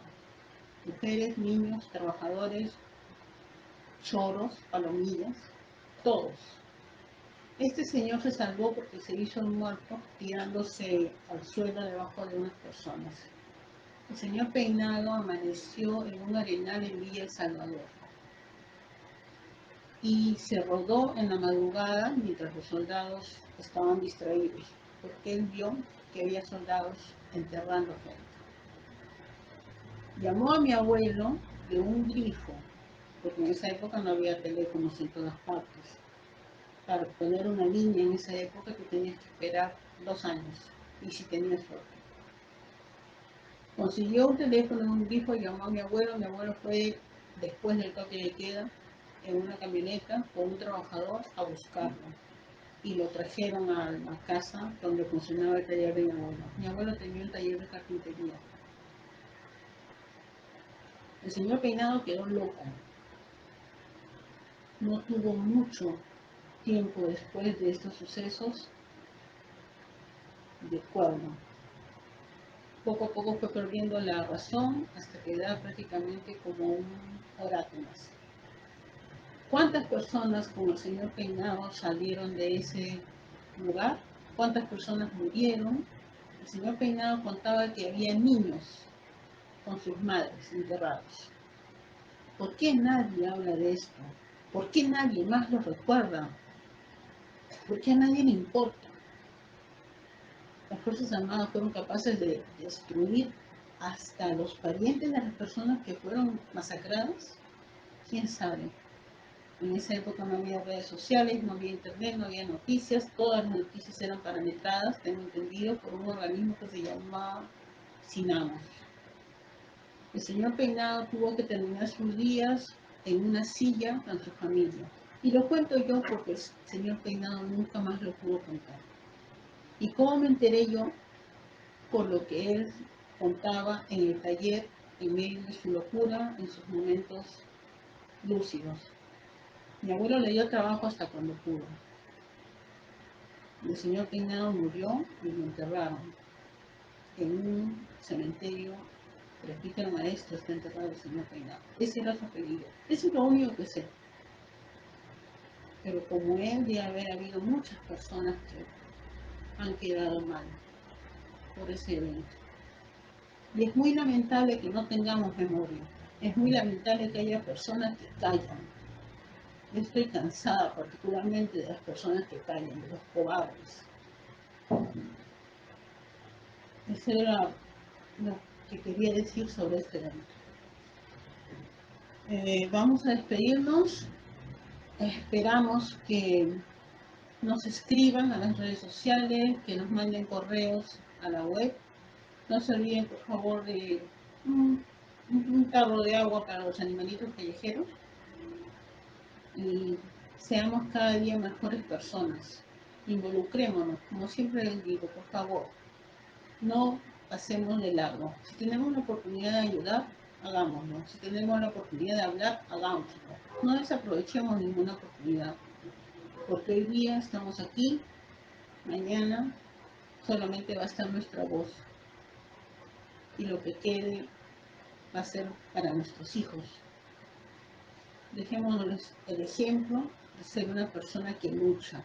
Dejémonos el ejemplo de que no somos unas personas sumisas que agachan la cabeza. Muchas veces por eso nos dicen DBA, pero la verdad es que ser contestatario ya es en sí la nueva revolución. No como la que quiere la izquierda, ¿no? La del fusil. Simplemente nuestra palabra es la que nos va a defender. Muchas gracias.